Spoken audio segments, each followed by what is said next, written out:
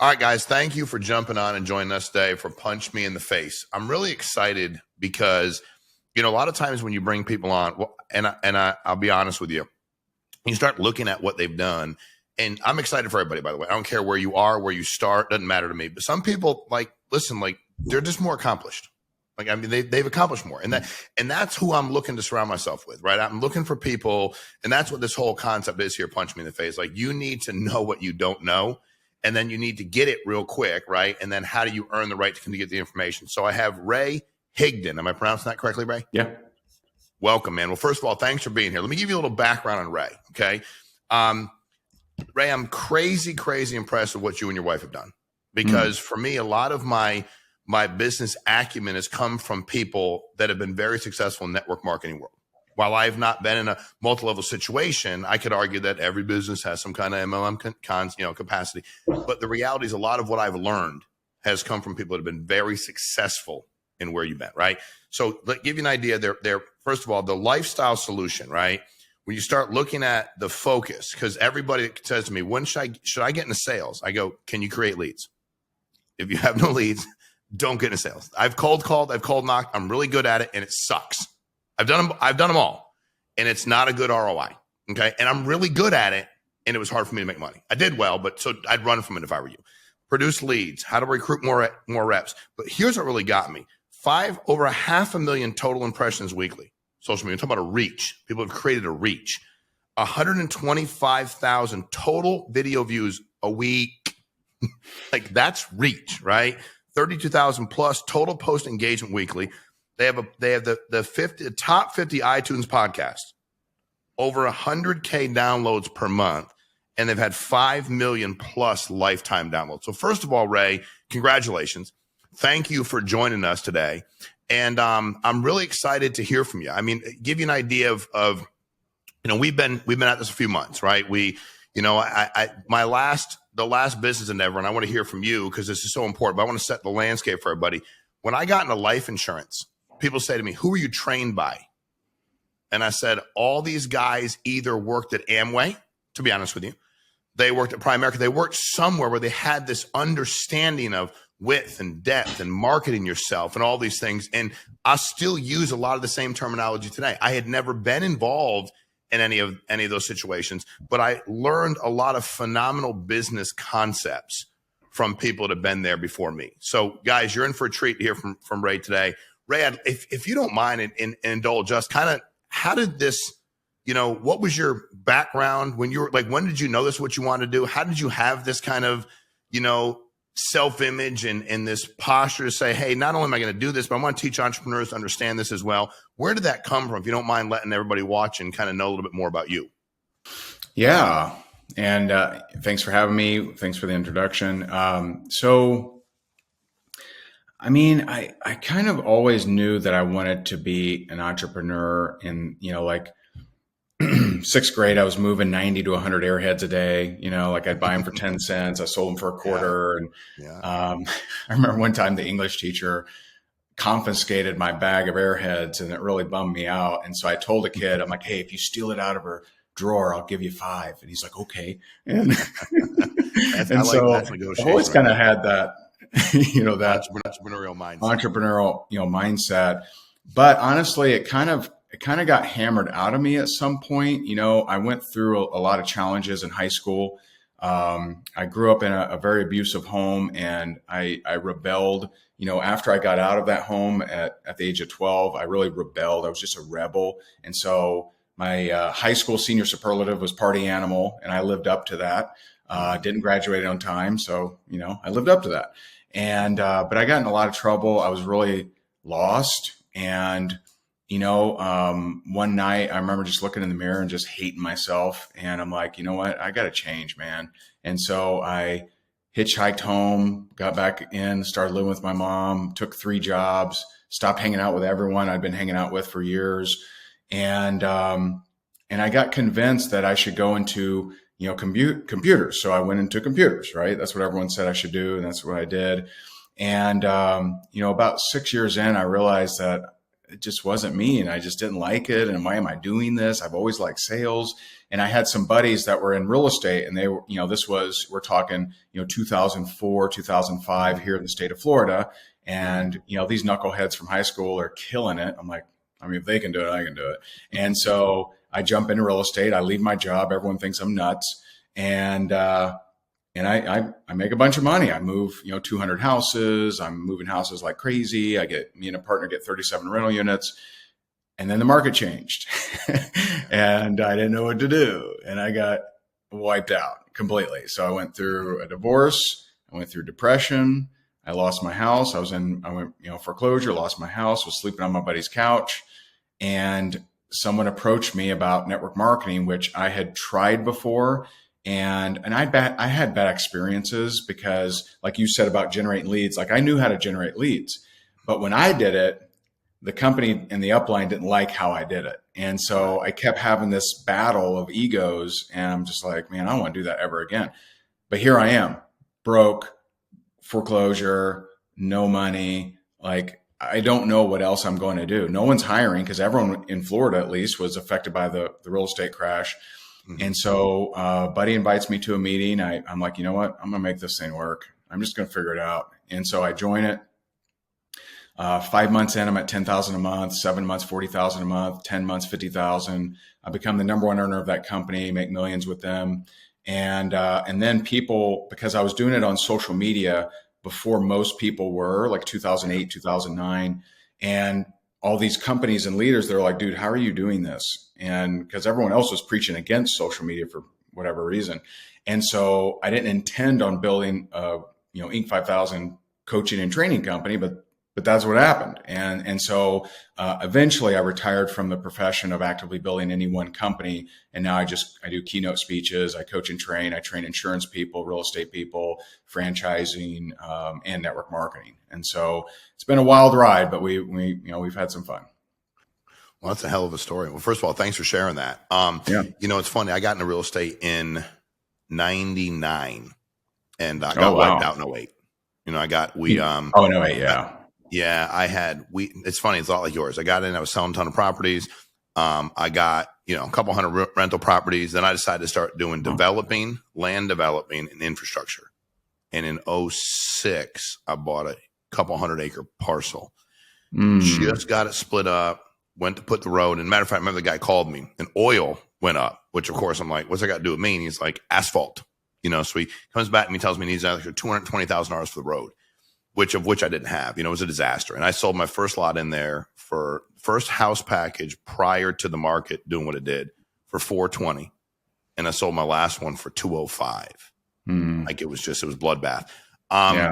When you, and I actually worked at the Department of Children and Families for years. I worked with abused and neglected children. So I came from a really banged up background too, but I used to go to people's houses and like literally that was my sales, right? So when I got into life insurance, they were like, you have to call these people up. And I'm like, I'm used to going to the house because somebody got beaten up, somebody got sexually assaulted, they're smoking crack, somebody got shot, and removing kids. Matter of fact, when I was started in my early 20s, and I remember I was at this they'd made a report, and baby was like 6 months old.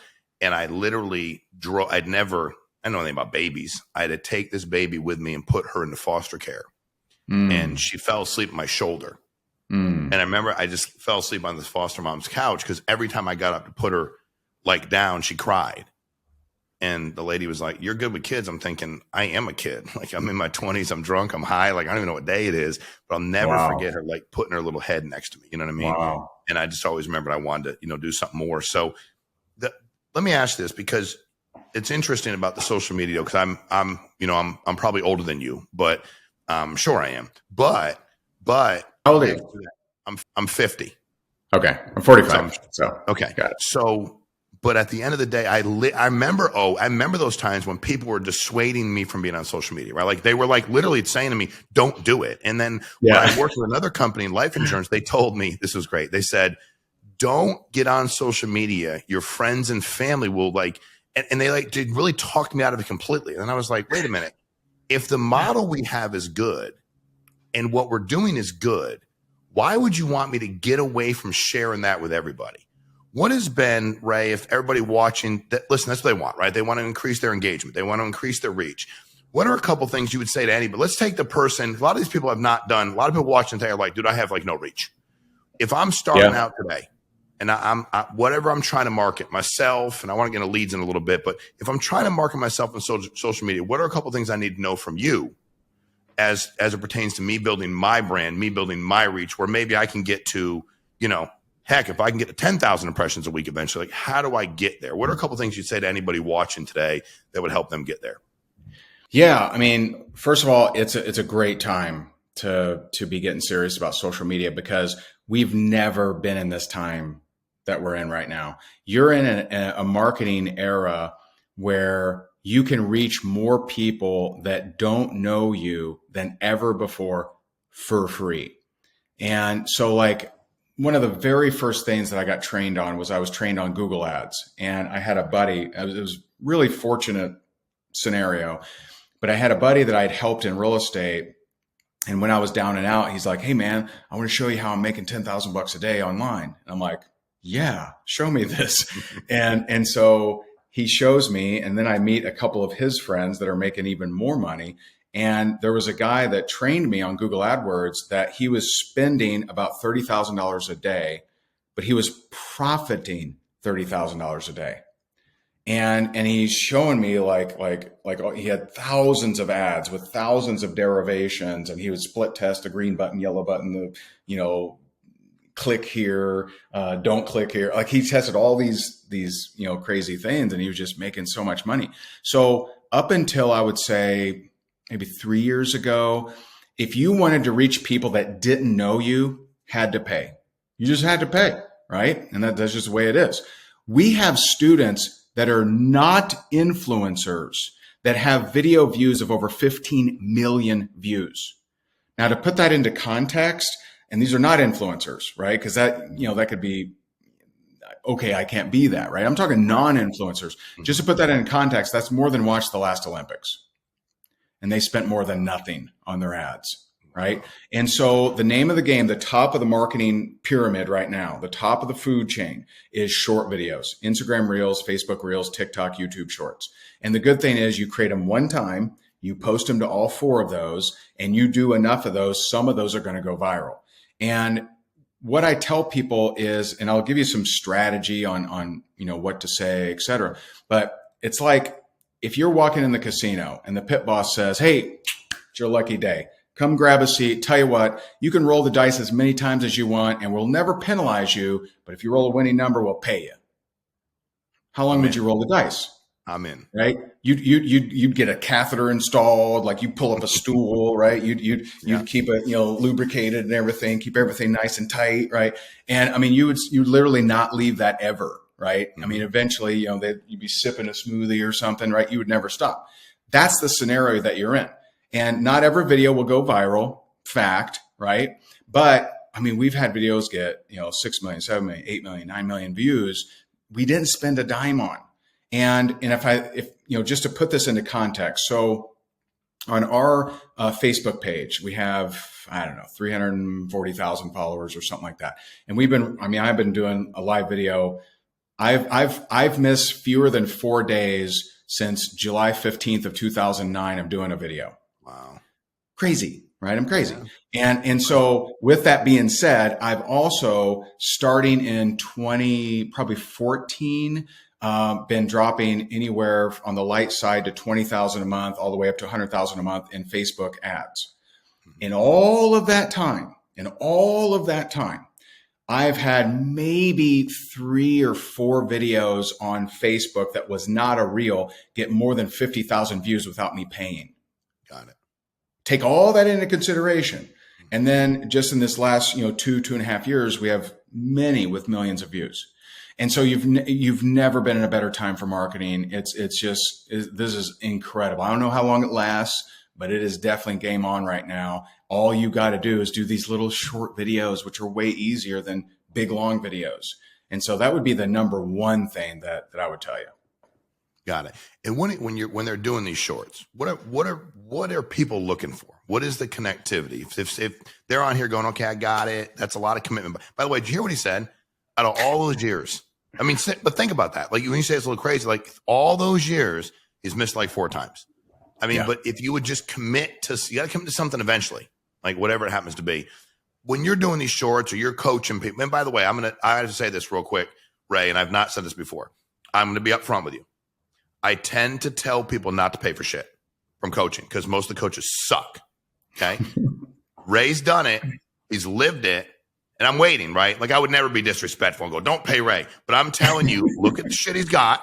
I'm telling you, I mean this. And I'm not big, like, but if you can take somebody and go, hey, what you're going to give me, you don't have to spend that all over here and waste your money. And it's going to be dropping the bucket compared to you going out there blind, throwing your money all over the place. Yeah. So, right, you might have messed me up. And I've been researching. You might be my first endorsement for like paying somebody. Nice. I'm being honest with you. I'm just saying. So what are people looking for, Ray? If somebody gets in this coaching, they're doing the social media and they're like, Ray, I'm doing the videos, man. Give me a couple things that people want and need that are going to catch their attention. What do you say to it? So I'll give you two concepts, and these concepts will have you have an unlimited number of videos rest of your life. Seriously. So number one, I'm trying to think which order I should give you. So number one is a process I call ILT, invest, learn, teach. So you invest your time, possibly money, to learn something, you teach it. Give you an example. I hired, this was maybe 3 years ago, or probably 3 years ago. I hired Grant Cardone. I gave him $100,000 for 6 hours of his time. And people hear that and they're like, whoa, that's crazy. In the first hour, he helped me change my mind about how we ran events. That netted me $1 million that year and every year since. Gotcha. And what I did is I invested the money. I learned some stuff. I executed. I edified. I talked about him, and he had me on his stage. I went on after Magic Johnson. Thanks for that. But then I also taught it. So I invested, I learned, I taught. I took my notes from my meetings and I taught it to all my clients. So it was like they paid the $100,000. Right. So I went to them and taught them, hey, he told me this, he said this, he said, don't do this, right? And so ILT is the game-changing formula that will make anybody a content creator. And so I'll give you an example. So I'm reading a book. I read several books at once. I just kind of read a chapter a day and whatever. But one of the books I'm reading is this book by Gary Thomas called Cherish. And it's a faith-based book all about, it says the one word that changes everything for your marriage. Okay. And so in this book, I've been making, little notes, been, highlighting little things and just really cool. There's some really cool ideas in here and concepts. So what I will do is when I finish, which I'm, about halfway through, I'll do a Facebook Live. I'll go over all my notes. Okay. And so that'll be out there. It'll probably go on my YouTube channel. People will like it. But then I'll go through each and every one of my notes. And that's a short video. One bullet, one sentence, maybe two. That will be a short video. So if you're already going to seminars, if you're reading books, and the question you got to ask yourself is just think about the last book you read. How many videos did you create from it? When I go through a book, unless it just sucks, right? I will probably create one long video and at least 20 short videos per book. And I edify the author, which a lot of times they pick up and they send to their email list. A lot of times they say, oh, thanks, man. A lot of times they reach out to me. It's how I got connected to Stephen Pressfield, who wrote The War of Art, great book, and Gates of Fire. I mean, he's incredible. And so that's the simplest way to make anyone a content creator. The second concept is my number one mantra. I have three. My number one mantra is help the person you used to be. And so if you want to know what seed God has put inside of you, it's based on the challenges that you survived and you overcame. And so you have confidence that you can talk about them because you lived them. You're not faking the funk. You're not trying to be an expert. You overcame that trauma. You overcame that weight loss or that narcissistic relationship or that losing it all, that foreclosure. Like you did that. Those are seeds that when he says be fruitful and multiply, it's to pull those seeds out because that's what a fruit is. It's got seeds on the inside.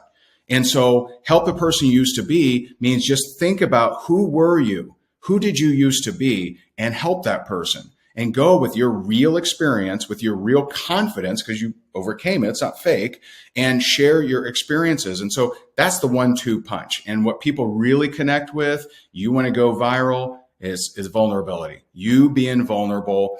That's the game changer.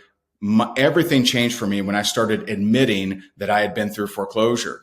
Before I hid that, I'm like, hello, everything great here. Let me teach you about making money. But when I was kind of pushed into it because someone was going to go public and I'm going to tell everyone you went through foreclosure. I'm like, you know what? I will. And so I went, all of a sudden people related with me at a different level. They connected with me with a different level. And here's what I know. People are cool with your ups if they're aware of your downs. And so being vulnerable, sharing your story. In a true story. I mean, that's the other thing that happens. Yeah. And I'm just being honest. True story. I know some of these people, and it's like, dude, that story's not true. Yes. Dude, it's the weirdest thing ever, Ray, but they just lie. Like, it's like, dude, that didn't happen. Like, you can tell by looking you in the eyes, it's a mother lie. Like, stop doing that. And I love the whole helping the person used to be, because and before y'all, and I'm going to give this my advice, before y'all start getting excited, like, find something.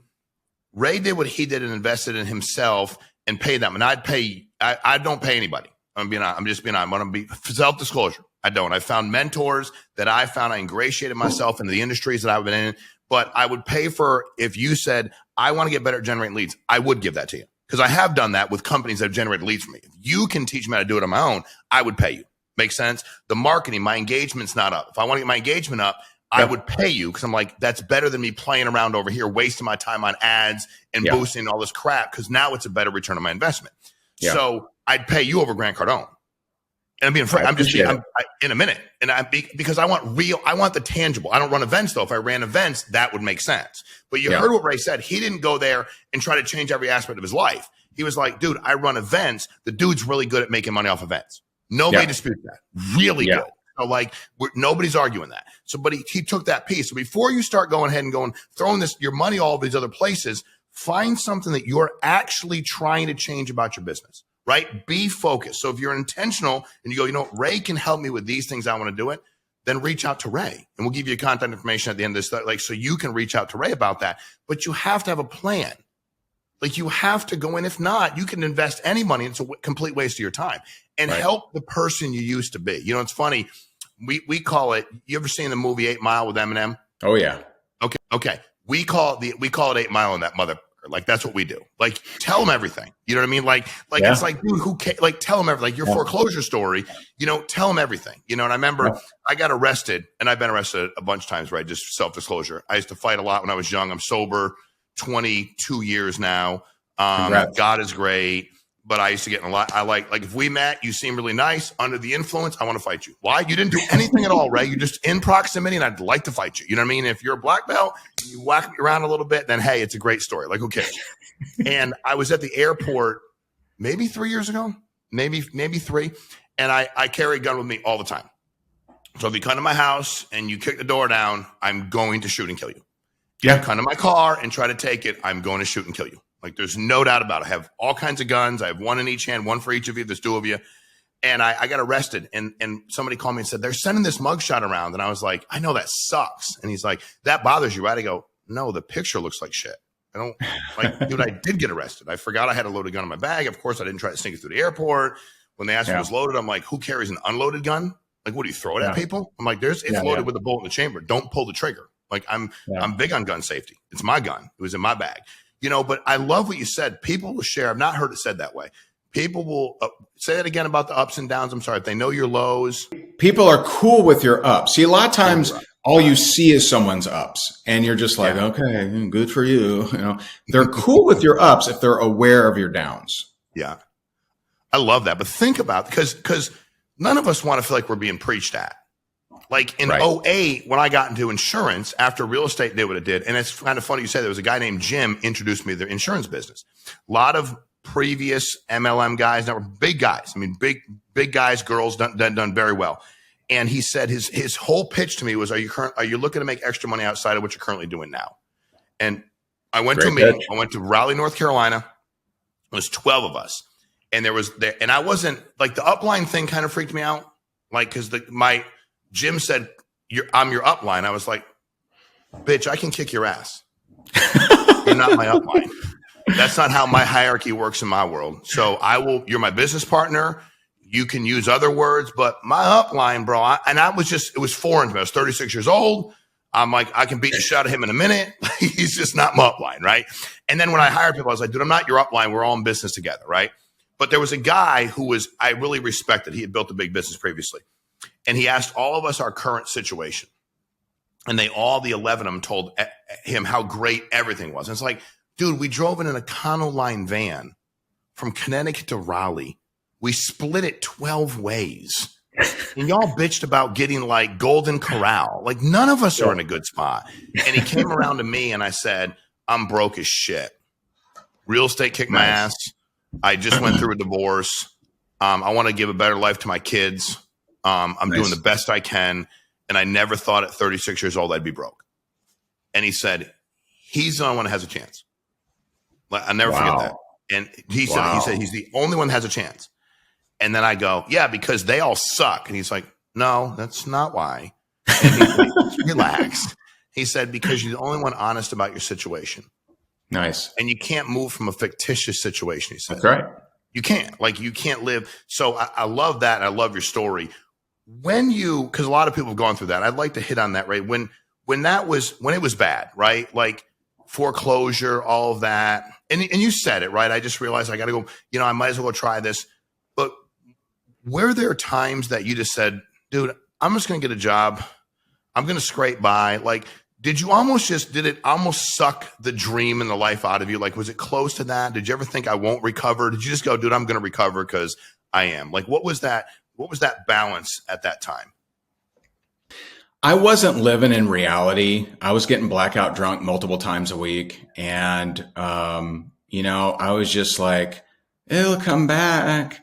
And I would wake up, not know where I was. And I was just trying to drown out, the only thing, just to be honest, because earlier in life, I did try to kill myself. The only thing that kept me from that was that I have older sons, and I just couldn't do that. I would never do that to them. Couldn't do it to them. But they honestly kept me alive. And what the real, the inner kind of story of that is, I went to, because I was depressed. I went to a 3-day event. Someone actually bought me a ticket to this thing, which didn't really make sense. I didn't even know them. They bought, it was a very weird situation. That was, God interceding on my behalf or something. And so I go to this seminar and I'm like, you know what? Maybe I'll learn how to make money. And what I actually got out of it was, on day 2, I realized that I had repair relationship with my dad on a to-do list with no priority. And I asked myself this question, and I had every reason. I hadn't talked to him in 13 years. He'd never met my sons, who were like 9 and 10 at the time. And I could justify it. I had every reason. But I asked myself this question: if he died, would I feel bad if I didn't at least try? And the answer is yes, I would. And so on day 2 of that event, I call him, and that in 2009, in July, he flies me and my sons up to Indiana to see him. And we create something that, wasn't there before. Never has been perfect. It's never been, us playing catch together or anything, like we've never had that. I don't remember one time ever playing with him my entire life. But when I came home from that, something was different. I had released something. I wasn't as angry or something. And that's, I get invited to this meeting. That's the one I decide to run with, and I go on to, to crush it. Now, the first time I ever shared that story ever, because I used to not be vulnerable, it was probably maybe 2 years later. I'd been asked to speak in Myrtle Beach. And so I go up there and I'm doing a opportunity meeting, because I was building a network marketing company. And I just got this nudge: talk about your dad. I just got this overwhelming, like, talk about your dad. And I'd never talked about my dad. And so for whatever reason, I listened to that nudge, and I shared that story I just shared. When I finish, Kenneth, the guy that had booked me for the event, comes walking down the aisle, tears just pouring down his face. And I'm like, whoa, man, I'd never had that at an event. I've since, had a lot of that, but I'd never had that before. And he said, I can't believe you just shared that story. I haven't talked to my dad in 17 years. And tomorrow I fly out for his funeral. Wow. And I'm like, whoa. Like, I was like, holy crap. And it was at that moment that I'm like, man, I need to be more vulnerable. I need to stop being Superman. I need to stop being, like, look how bulletproof and awesome I am. And I need to share some of this stuff that I've gone through. And since then, I've shared that story. I mean, it's been, 11, 12 years now. I've shared that story. I've gotten so many letters and messages from people, 3 letters that all dads, for whatever reason, they heard my story. They reconnected with their dad. Their dad died shortly after. So they literally had to hear my story in a very particular time, or else they would have lost that opportunity. And so, but the releasing of resentment, the releasing of anger, that clearing up some of the past garbage, that's what gave me a clearing to run. And that's actually what got me out. Because you could have put me in anything. You could put me in plumbing. You could have put me in delivering potato chips. I would have rocked that mother, whatever you put me in. Because I was different. I was ready. I'd let that stuff go. You know what's crazy, and this is, first of all, I love having you on. I hadn't talked to my father I hadn't seen him in maybe 3 or 4. Hadn't really talked to him. We go on and on. Same thing. It was a very, and a lot of our old mans. Hey, by the way, just because, and the other thing you learn, just because somebody may not have been like the perfect parent, they can end up being a pretty good grandparent. They just kind of they can never go back and undo that. Right. And You're right. It's funny. I just picked up the phone and called him saying it was Christmas Eve day. And I had this nudge, like, I should call him. And I was like, and he said something to me. I'll never forget it. And listen, it was a 2-way street. I was frustrated about a lot of things that I thought shouldn't have been. And I was an angry, mean, kind of like, hey, anybody want to treat me that way when I was little? Now you can't. And I went out of my way to make a point. So it was a 2-way street, as I'm an adult. And he said to me, and I never forget, he said, thanks for calling. And I said, you're welcome. And compliments weren't very, I don't sit back and remember throwing a ball and that kind of stuff. I played ball a lot, baseball, but he'd go to my games. And, but I don't remember a lot of that. And he said, for that, you're a better man than me. And I was like, it crushed my soul. I was like, that dude just complimented me, number one. And then, and I think on the flip side, and I don't know your upbringing, but it obviously was very hard. It's weird because while it really can jack us up, it also prepares us for the jacked up stuff, right? Like the way you are, a lot of the people, when I worked at Department of Children and Families, I'd be like, here's the good news, bro. And I worked with adolescent males for 3 years. I finally felt that was my niche. I was really bad with the parents because they'd be like, why are you taking my kids? I'm like, you're a fucking scumbag, which was not a good response, but it was true. It's not in the handbook. your boyfriend sexually assaulted your daughter. Yeah. He's a piece of shit and I should knock him out. Not textbook, not handbook. My boss would be like, hey, come here for a minute. Every day. I'm like, what? He's like, dude, you can't say that. I'm like, well, that's exactly how I felt. He's like, okay, you're really good at your job, but you can't say that. I'll never forget. They made me one day, they were so frustrated. They made me bring a psychiatric social worker with me. He was special. His name was Mark. And he got in the car with me and he was going to go. And I'm like, dude, he ain't even going to want to go to where we go. You know what I mean? Because everywhere we went was like, you did not want to live.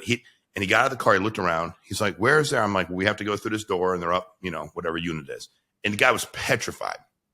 And they brought him there because the client told me that he was in the military. He made up all these stories. And I told him he's a liar. And then I dogged him for beating up his girlfriend, which was not good because every time I made him mad, who'd he take it out on? His girlfriend, Yeah. But I'll never forget, the guy cusses him out. We get in the car and he said, you know what that guy needs? And I said, no, you're the smart one. They made me bring you out. I just brought you in. The guy cussed him out like I would never meet. He told him to get down on his knees. It was like a movie. And he was just showing off for me, and we got in the car. He goes, he needs some mafia social work. I said, you want somebody to kick his ass? I'll go back and kick his ass right now. That's what I've been saying. And you've all been telling me that's not what I'm supposed to do. But it was funny because I said, Mark, please don't hear me on this. I'm not going to go beat him up. I want to. But think about this.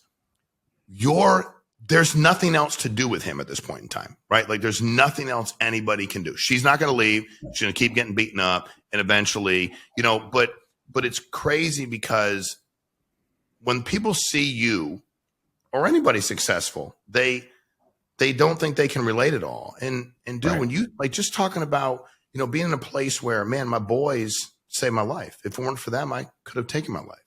Yeah. Like, dude, I love you for sharing that, bro. Like, Yeah. I mean that. Like I'm more connected to you now. Like I do. I just, I mean, as a man, I'm like, I love you, bro, for sharing that. Thank you. Because Thanks, there are man. people watching this and we don't know what they're going through, dude. That's We right. don't know how bad that day is, you know? And we had a guy, we do events, you know, we do them regular, but we do one big event, annual convention, you know, and it was in Miami last year. And the guy sent me an email and he's like, hey man, listen, thanks for the event. I read it. It's like 3 paragraphs. And about the second paragraph, he said, I had made a decision before the event to take my life. I was going to take my life on my birthday. I'd cleared everything up. And what you realize too, when you unfortunately get around this enough, having worked with people that have done that, they're kind of the ones I've experienced and what I've read about, they're kind of at peace. They've kind of made this decision. Once you go through all this stuff, like they're kind of made this decision. And he said, I went to the event and people were so nice. It wasn't about them. The information was right. He said, they were so nice to me. Like somebody paid for you to go to the event. Somebody did that for you. Yeah. Had that guy not done that, who knows where your life would be. Right. And I think we man, there's so much we can do for people that, man, you got a good soul, dude. I appreciate that. You've public, so you do a lot of speaking engagements. Yes. I mean, I've looked about, you've shared the stage with a lot of people. Very impressive. For some of the people that, cause a lot of people reach out to me and say, hey man, like, you know, I'm trying my company or my business. I'm having a hard time getting in front of people. It's funny, opportunity meeting. That's what we lived on opportunity meetings. We traveled all over the country. I'd come to your living room if there was 3 people there, dude. 3, That's 10, restaurant, you know, like same stuff. And people said, you know, the biggest group I've been in front of is in our event, probably 12,000 people. And they said, what is your advice? And I said, for me, it's kind of funny because we're like kindred in that, like, I'm like, be transparent. I love help the person you were. I've never heard that. So I'm going to give you credit for it, but I'm definitely going to share that. That's very powerful. I'll tell you my other 2 as well, because you might like them. Give it to me right now. You ready? Okay. Yeah. I'm Help ready. the person you used to be. Yeah. I love that. We have to be as brave as the people who need us. I love that. And let me never be too busy saving strangers to neglect my own. Damn. Those are good, dude. Those are real deep too. I like that, man. I'm gonna tell you what. So think about that, right? So you take those things, but for the people that are looking to they're trying to, they say that I just don't do well in front of people, or I can't present well, or you want me to do the recruiting meetings, but I'm uncomfortable, or the videos, or they want me to train in front of 10 people or 200 people. How did you develop your posture, your demeanor when you're presenting to crowds? People always say to me, and I'm interested in your answer, do you do some kind of assessment? Obviously, beforehand, you do preparation, you figure out who's going to be there, and you get the best idea of who the crowd is, right? You know, who are your stakeholders, who's there. But when you get up on stage, is there a period of time where Ray takes in kind of connecting with certain groups, or you get an idea? Does it change your connect based on who's there? Like, how do you process that? You're prepared, you know what you want to talk about, but when you see the crowd, whether they're more engaged, less engaged, does that change what you're doing? If so, how does it change it? Yeah, but I think we, just to drill in a different direction for a second, is God blessed me with hard. Every single thing I've ever tried to do, I absolutely sucked at it. Absolutely sucked. So my first time presenting in front of a group, I was a junior project manager working for a local county government. And my boss, who I really respected, she gave me a chance when I'm not sure why she did. I wasn't actually qualified for the job, but she got me that job. And she goes, hey, Wednesday, I want you to present in front of the department. And there are 7 people. And I'm like, what do you mean? And she goes, just put something together and tell them what project you're working on. And like, how long is this?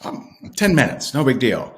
And so I go home and I'm just like, oh my God, oh my God, man. I didn't sleep for 3 days. I got the Idiot's Guide to Public Speaking. I got the, dummies thing, the yellow book one.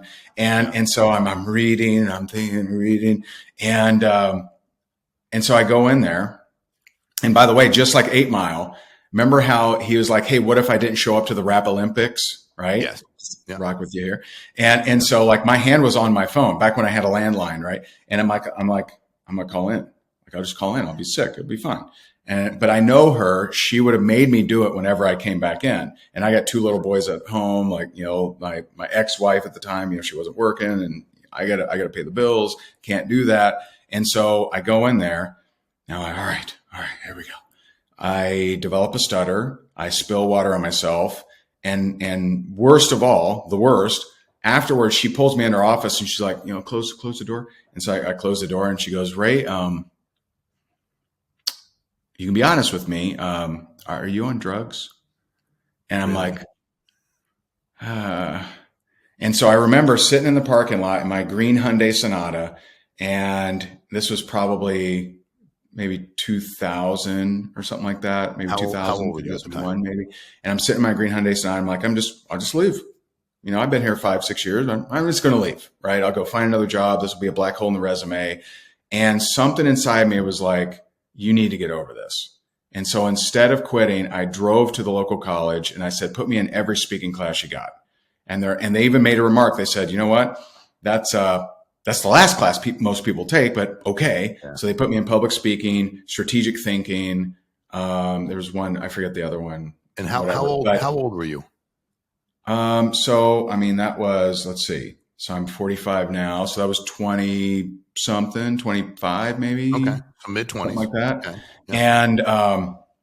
And so I start practicing. I become obsessed over it. And 2.5 years later, I had left that, or maybe 2.5 years later, I had left that job and I was speaking at Planet Hollywood on the Vegas Strip for a real estate company. Wow. But it was the same thing with video. My first video, I had that mentor that was teaching me, and he was like, you got to do video, bro. And I'd done speaking, which is so weird. You would think if you've done speaking in front of people, like video is easy. It wasn't for me. And so I do my first video and I don't want to blow it. I'm in suit and tie and got my red tie. And I tape the script to the back of the laptop. Just so dumb. And so the camera's here. I'm looking up here and I'm like, hi, do you struggle with generating leads online? I'm Ray Higdon. And so it takes me 4 hours to do this 10-minute video because I keep messing up. I send it to him. I'm like, finally. And he responds, LOL, you should totally post that.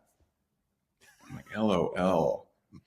Living out large? Like, what does he mean? And he goes, dude, I had no idea you would start with skits. That's amazing. I'm like, yeah, ha.